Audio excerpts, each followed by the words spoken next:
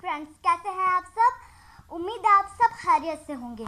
आज मैं आप सबसे एक सवाल पूछना चाहती हूँ और अगर आप सब ने मुझे उस सवाल का जवाब सही बताया तो मैं आप सबका नाम मैं अपने चैनल में लूँगी। तो जल्दी से बताएं मुझे कि वो कौन सा ताबूत है जो इस्राएली लोग अभी तक ढूंढ रहे हैं। मुझे जल्दी से कमेंट में लिख के बताएं, फिर मैं आप सबका नाम अपने चैनल में लूँगी। आज के लिए इतना ही। आपको जो मैंने सवाल बताया है उसका जवाब मुझे जल्दी से बताएं। अल्लाह हाफिज़।